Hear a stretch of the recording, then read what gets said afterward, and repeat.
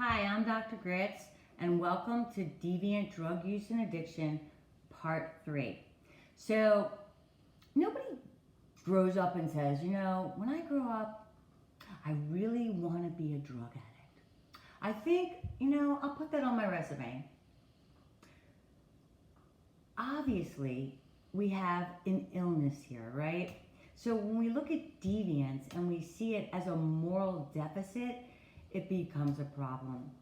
Let's talk a little bit about why people have substance use disorders.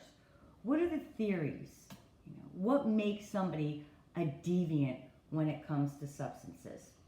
Well, there's different theories, obviously, and one of them is dependence caused by the drug itself. So let me give you an example. If I'm on a diet, I can eat a carrot or I can eat a potato chip. If I eat the carrot, I'm probably going to be okay. I'm probably not going to want another carrot and another and another and another. You see where this is going. But if I choose, I don't know, I can have a snack. Carrot, I'm going to have some salt. I'm going to have a potato chip. So you get the salt, you get the potato chip, and you go, I want another one, and I want another one, and I want another one. So we could say potato chips are really hard to control. Now, if you were the next time going on a food plan or something, and you were choosing your food, you might not choose those potato chips, right? Just because it's harder to stop. You feel safer with that carrot. So it's the same theory. Are certain dependence caused by the drug itself? Does the drug cause you? Well, it's true. Some drugs are likely to obviously foster some dependence, especially like opiates.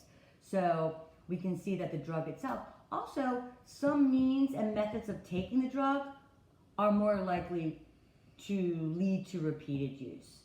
So certainly if you inhale or snort or inject, obviously, that dependence might be accelerated, right? We can think of methamphetamines, smoked or injected methamphetamines. That gets top ranking, right? That's dependence caused by the drug. I mean, don't play with that, right? Just say no. So that's one theory. The drug itself causes you to want it. Now, we can also look at it as not the drug making you take it, but maybe the biology, right? We look at the biology. Now, if your parents were very large, maybe you also had a difficulty with food. Maybe you're large bones. Maybe it has to do with chemicals like serotonin in your brain. I don't know, genetics, right? Well, the same thing is true when we look at substance use disorder. Is dependence biological? Well, some people believe that the possibility that all compulsive behaviors, have some common physiological or biological action in the brain. So remember obsession, compulsion. Obsession is the thought, compulsion, you got to do it. All substance use disorders, whatever it is, includes thought, then behavior. So I obsess, I got to do it, and I can't stop that until I do it. Even if you think of when we move into mental health issues, like if you have a compulsive hand washing, right? I obsess. It's intrusive, right? And then I wash the hands and I feel better. So I want to use,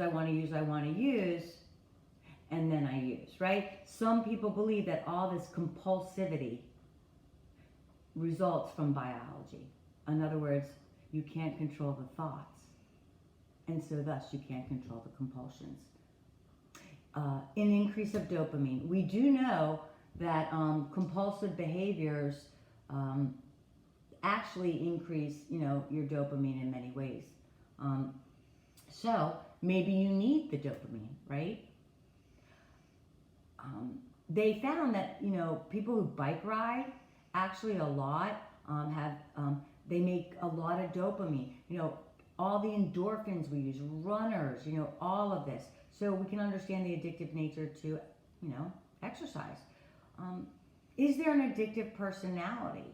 Well, it's interesting because some people believe there's no addictive personality, and some people link a personality trait has been associated. So with cocaine, for example, we have found that the personality of this individual usually is sensation seeking. Now, does that mean if you're sensation seeking, you're going to be a coke addict? No, come on. So just that person that's sensation seeking is more likely to use cocaine. Why? We'll go back to dopamine. You want to get more stimulation. Your brain isn't making it. So you are sensation seeking.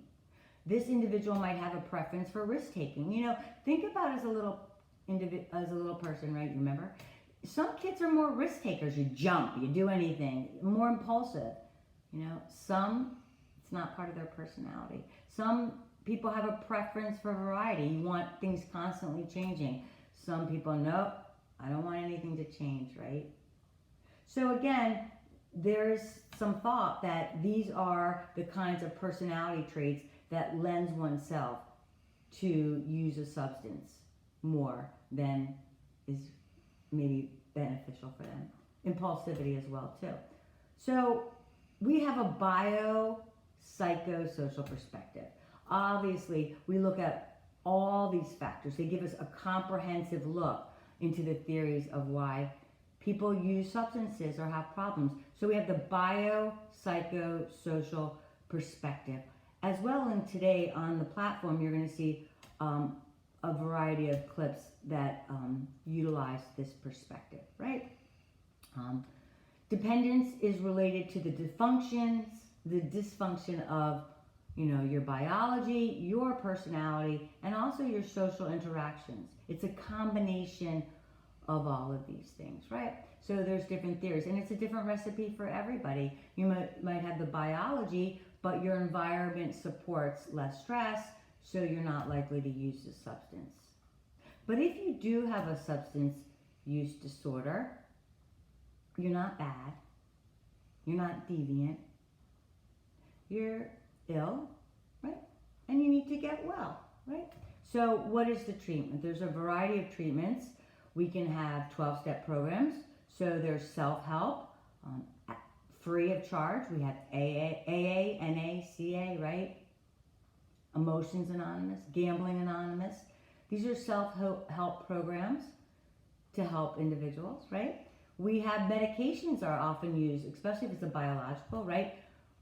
Certain chemicals can mimic the drug, and so you might not need the drug because you're getting it from a chemical.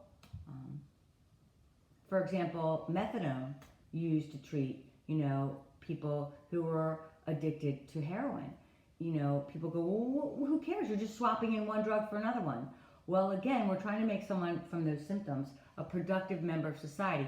So if I once a day take this little wafer, and then the rest of the day I don't think about drugs, I don't have problems, I'm being able to perform my role, etc., no more legal, all that good stuff, then that's the treatment. You know, different conceptions. Some people believe, like in AA, which is an abstinence-based program, drug is a drug is a drug.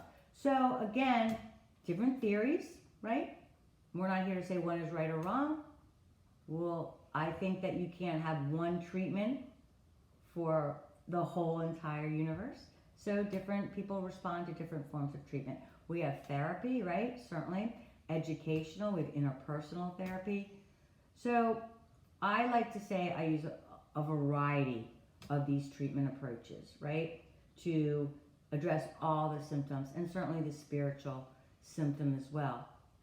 So this is just some theory into why there is a potential for someone to continue to use a substance despite harmful consequences.